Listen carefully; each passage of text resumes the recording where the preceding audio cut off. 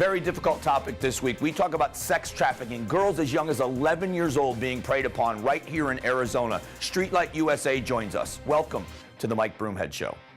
Well, I got a message, I got a song. Can I get a witness? Tell me what's going on. I show the people I've been away. I cannot wait for you to meet the people from Streetlight USA. They join us here in just a few moments, but let's start the show off the way we always do, with the sweep. It's sponsored by my good friends at Zero Res Carpet and Tile Cleaning. Start off with Donald Trump and what's going on in the transition as President-elect Donald Trump working his way to cabinet picks, meeting with Mitt Romney. But the big story this week is Carrier Air Conditioning. Carrier Air Conditioning in the state of Indiana was going to shutter one of their plants and was going to move the jobs to Mexico. Well, with an agreement with the Trump transition team and what will be President Trump, the job incentives, they are keeping that plant open and have saved 1,000 jobs in the state of Indiana. Now, when you mirror that against the story in the Pacific Northwest where this fight for 15 happened, the $15 an hour minimum wage, we all want people to make more money. I think even people politically on the right want that to happen. The fight for 15 in the Pacific Northwest have a $15 an hour minimum wage. Well, guess what? McDonald's has announced in those cities where $15 an hour minimum wage exists, they are going to start putting in kiosks and automation where you will go up and get self-service for your food. So there go those jobs. So instead of making $8 an hour, the jobs are going away. Cabinet positions for Donald Trump. He's talking about, you know, the Secretary of State. He met again with Mitt Romney for a second meeting. They had dinner together. Reince Priebus, Mitt Romney, and of course, Donald Trump, all at this meeting. After the meeting was over, if you remember, Mitt Romney was a staunch detractor. He tried to get rid of everything Donald Trump from the beginning of the primary process. He wanted nothing to do with it. His tune has changed. It takes a lot to do what Mitt Romney did, because he went to the cameras after dinner and he spoke about his mindset change now after meeting and talking with Donald Trump. Watch this. I've had a wonderful evening with President-elect Trump. We had another discussion about affairs throughout the world, and these discussions I've had with him have been enlightening and interesting and engaging. I've enjoyed it very, very much. I was also very impressed by the remarks he made on his victory night. By the way, it's not easy winning. I know that myself. He did something I tried to do and was unsuccessful in accomplishing. He won the general election. And he continues with a message of inclusion and bringing... They're a different person, but it takes a big man to say, I see things differently now. He did something I wasn't able to accomplish. So congratulations to Mitt Romney and for Donald Trump to truly try to unify the Republican Party. Fidel Castro has died. You know my connection, or most people that have watched my show know my connections to the Cuban people growing up in South Florida. Fidel Castro was an evil dictator. He ruled over that island with an iron fist, and the only one who was enriched at all were the Castro family and the people around them politically. The Cuban people still suffer. Running water on either side of the streets every other day. Electricity shut off at night. Their lives have not improved. So why did our president not condemn him for being such an evil dictator? Donald Trump said Fidel Castro is dead, exclamation point. That's all that needs to be done. We should not be sending anyone to that funeral. And finally in the news this week, the Ohio State attacker, 18-year-old Abdul Artan. This guy is an 18-year-old from Somalia, moved to Pakistan at the age of 9. He stayed there till 16 and a refugee here.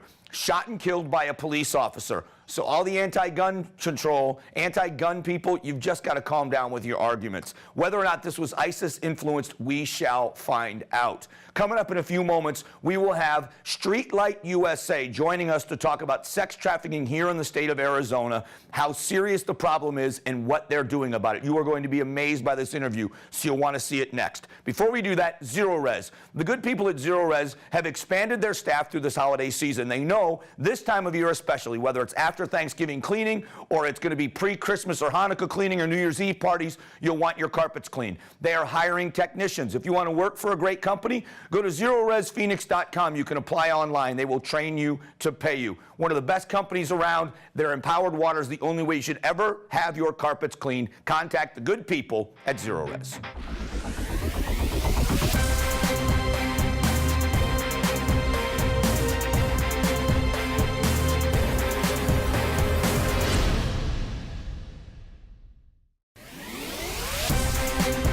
few times a year, we talk about some very serious topics here in Arizona. It's a national problem, but if people aren't aware of the fact that human trafficking is happening here in the state of Arizona, you are really missing out. So joining us is Lea Benson. She's the president and CEO of StreetlightUSA. First of all, thank you for being here and talking about such an important topic. Thank you, Mike, for having us. Tell us a little bit about what Streetlight does, and then I want to start talking a little bit about the statistics of what's happening on the streets. Great. So Streetlight serves girls age 11 through 17. Some of them stay with us till they're 22, and these children are either have high profiles of being trafficked or they have been trafficked. These kids come from all walks of life. I have a parent right now in Seattle wanting her child to come here. She's a biochemist. To a mother in Michigan who is in stage 4 cancer and trying to find a place for her child, to kids that are here. And the sad thing is a lot of them have not been identified because unless they're criminalized, they don't know. And so there are many kids out there that people don't even realize are being trafficked. And these are generally runaways? A lot of them are runaways, but it happens with all walks of life. The mom in Seattle, it's a straight A student, cheerleader, just, you know, she is not a runaway, right? Just falls in with the wrong crowd? Or falls in with the wrong crowd or is taken into the wrong crowd. A lot of this is luring, right? It's not this child saying, this is what I want to do. It is about, hey, why don't you come with me? Because we're going to go out and have fun. And they befriend these kids, and before you know it, they're into the life before they even know it. So is it a bigger deal in Arizona because when you have climates like Seattle or in the Midwest in the wintertime where it's very cold, do they migrate and come to Arizona? Is this more of a destination for people because of our climate? Well, our climate really has something to do with it, right? But a lot of this is now that they travel. And so there's a circuit that goes on throughout the country that none of us are really familiar with. But when you talk to some of the girls, they'll say, well, I'm going to go to San Diego because I know this person. And then before you know it, they're in Ohio and they know this person. So they've got a chain going on within themselves that we're not familiar with. Now, you said that you're serving girls as young as 11 years old. Yes. That's unimaginable to me. So you remember the story in Mesa about the 3-year-old that was Yes. trafficked. They are so young, and so there has to be a solution for this. So in a scenario where there is a trafficking situation where the police are breaking it up and they take the perpetrators away, what happens to these girls? So if they have family, they go back to the family. If they don't, then they become wards of state. Is what happens. When they go back to their families, what happens is that the family doesn't know how to deal with it, the child doesn't know how to deal with it. Mom and dad say, that was the past, let's just ignore it. You can't ignore it. That child was traumatized. You need to learn to deal with it as a family. It's a shame thing, so sometimes it's easier to bury it underneath the carpet than it is to deal with it. Those kids that are brought to the child welfare system, because they're not criminalized, it's not on their records, so no one knows until you have these conversations with these kids, and that's what happens is a lot of those that have high profiles that come to Streetlight that are not criminalized, they will eventually talk because they're around other kids that have been trafficked that haven't been identified. So we one of two things. We either think these are bad kids that just are looking to go into that lifestyle, or we start thinking about addiction or other issues that drag them there. How much of that is accurate? You said it's all walks of life. So you have a kid that's, mom's a biochemist. How does a good kid get drawn into this life? So most kids, most adolescents are very emotionally, their hormones are running, right? Right. So everybody wants to be loved, everybody wants to be wanted, and so they are lured into that process, whether it's material things of look at all the different things that you could have if you come with me, not knowing what come with me means, right? Or if it is a child that's being neglected, so you have a lot of wealth in the family, child's always left at home, that child is looking for attention. Working families that don't have the time to pay attention to their kids because they're so busy working. The most difficult part right now is that when we grew up, I could go down the street, my parents knew what I was up to, right? I'd come home and I'd say, no, I wasn't doing that. And my parents would say, tell me the story again, right? Our kids now have 2 layers of community.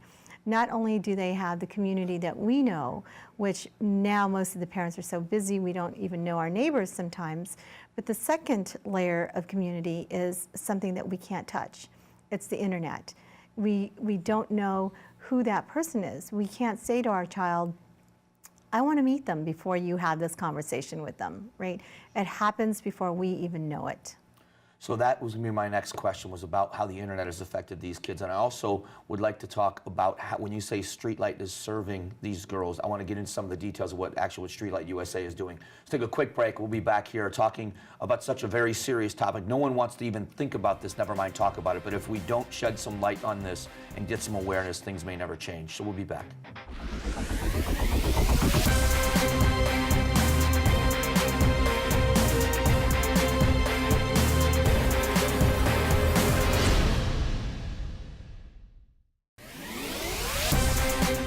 A very difficult subject, sex trafficking, and sometimes involving very, very young children. And Lea Benson is with us. She is the president and CEO of Streetlight USA. When we first started talking, we talked about you serving girls as young as 11 years old. But what does Streetlight USA do for these young girls? And are there any boys that are involved in any of this? There are boys that are also trafficked, but we address girls only, okay. right? And so we also concentrate on domestic children. So there are many organizations, this is known throughout the globe that this happens, and there's a lot of services for those international kids, but Streetlight was created to address the domestic issue. And so some of the things that we do for the kids, our program is a 3-level phase program. So the first phase is stabilization. It's about getting that trust back and getting that kid to feel safe again, getting them to the doctors, getting them to have normal, because what they consider normal is our abnormal. So that's the first phase of the assistance. The second phase is that they need to learn how to make good decisions. So it's the growth phase. And then the last phase, of course, is independence. It's time for them to take their wings and soar, right? So, but it goes beyond that in that it's not a 4-month program or a 6-month program. Each child is very different. And so the phasing of how we work with a child is very tailored to that child. We recently received a grant from the Victims of Crime Act. And so now we have counselors, we have therapists on site. And so we recently received our counseling license the prior year, or I'm sorry, actually this year. And prior to that, the first 5 years, we operated with no counseling on facility. When these young girls, when you talk about the first stabilization phase of this, it's got to be difficult for a young girl, as much as she may want it, to envision herself to be at that independence phase of the program. They've got to just feel so trapped in that world they're in. They do, and they are so mature for their age that it's very difficult for them to do normal kid stuff anymore. They've gone through so much. They're so resilient. In fact, I was having a conversation with one of the girls today, and she's brilliant. She wants to start her own clothing line and her own makeup line. She's been stuck lately. And I said, why? And she says, I can't explain it. And her stuck is that she's mature, and unless we give them purpose and goals and bring those resources that help with those goals, they're going to feel stuck because they don't know what to do with themselves. Is there a different approach? I know child to child, but even in the age group, there's a huge difference in maturity between 11 and 17. It's got to be so much different dealing with an 11-year-old as it would be with a 17-year-old that first comes to your program. And they're all different. You have a 11, 12-year-old that is like an 18-year-old because of the responsibilities they've had in their life. You have an 18-year-old who is very well protected that has no clue of what to do. And so being on a campus full of girls, very difficult. I would imagine. Is there a peer aspect of this where some of the girls that are in the program or towards the end of the program, are they involved with some of the girls that are just starting out? Thank you for asking that question. Streetlight has been around for the last 6 years. as far as the group home. They're now starting to come back. So we have an art program, and one of the girls that graduated, she's going to go to law school, and she's coming back, and she's a beautiful artist, so she's coming back to help with the art. One of the girls that left us graduated out of the program 3 years ago. She's now back as our program alumni donor relations person. Oh my gosh. Right? And so we have a lot of success stories. We're not going to win every single one of them, but the lives we touch, we will never know the ripple effect. But the important things is that we are saving lives. Events that we all love so much here in Arizona. Final Four is going to be here. The Super Bowl, the Phoenix Open every year. That also draws this kind of attention from other places, doesn't it? It does, and I can tell you that it's big money. One of the employees that was working for me said that her sister was involved in this, and she was transported here, and their rate was $8,000 per night. Oh my gosh. It's to most people, the thought of preying upon a young person is foreign to us. What is it? We know the criminal justice system works with the predators in this case. Is there anything in the system that's being done are these girls sent to you? And are they sent to you when they bring them out of these situations? Are they sent to Streetlight USA by the courts?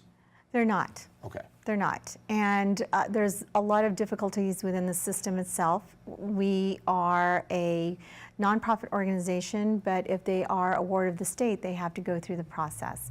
Some of these kids are lost in the process because, again, it's not on their record as far as that they've been trafficked, right?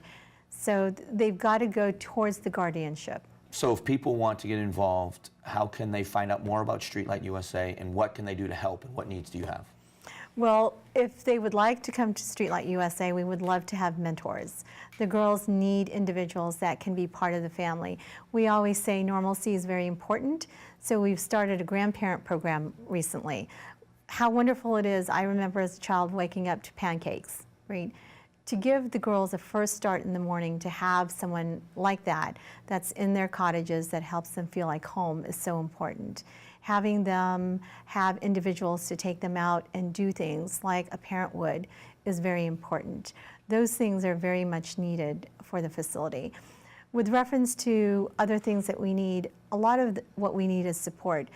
This work is so complicated, so complex, that a normal person can't really go in for a healing process.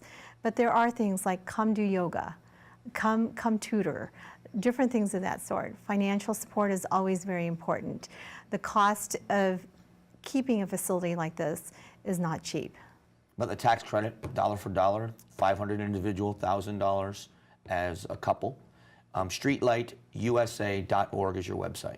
Yes, it is. And the tax credit is SLUSAtaxcredit.org. Okay, there it is. Thank you so much again for the work that you're doing. And you've got to go to the website, and if you're available, go and see the great work that they're doing. So thank you. Thank you. We'll be back.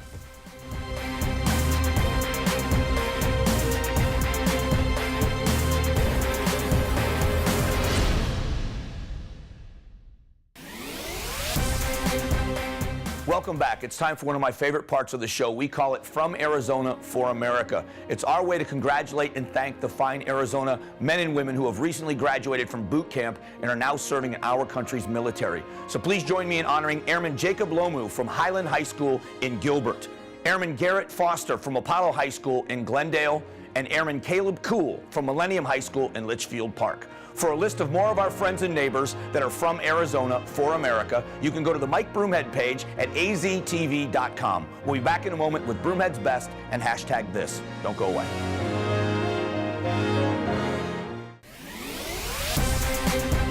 It's time for my favorite part of the show. We call it Broomhead's Best. The Granite Mountain Hotshot Memorial State Park opens. It honored the 19 firefighters who lost their lives in June of 2013. The Hot Shots Trail includes one of an observation deck that overlooks the site, another actually to the fatality site. Every 600 feet, there's a photo and a story of each of the fallen Hot Shots. Governor Ducey was there and spoke at the dedication on Wednesday. This was the largest loss of life of first responders since 9/11, and the way Arizona handled it, I was a part of that group of people that were on I-17 as the procession went, where they returned these men home from the Maricopa County Coroner's Office. I was so proud to see everybody from Arizona line the 17. It was appropriate. Now it's time for something we call #this. We're calling it #BucketBandit. Have you seen the video of the guy that stole $1.6 million of gold flakes while the 2 security guards were armed and stood there and watched him walk right past them? 86 pounds of gold walked right past him. The burglar caught on tape. They have no idea who this guy is. Like D.B. Cooper, maybe he'll get away with it. We'll be back to close things out. Don't go away.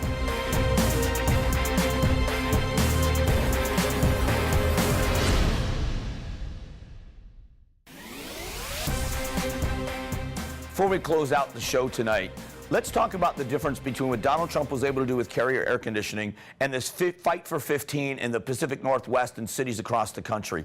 I think most people want the working poor to have a better life. Let's really change their standard of living. What's happening right now is squeezing out the middle class, because when you arbitrarily raise the minimum wage, what happens is those people's lives won't change. The cost of living will increase so that however their living is right now at $8 or $9 an hour will be the same at 15. And people that are wealthy in this country can absorb the change. The middle class gets squeezed. It always does. We'll be back next week. Have a great week, everyone. God bless. Get more of Mike Broomhead on Facebook, Twitter, and of course weekday mornings from 6 to 10 on News Talk 550 KFYI.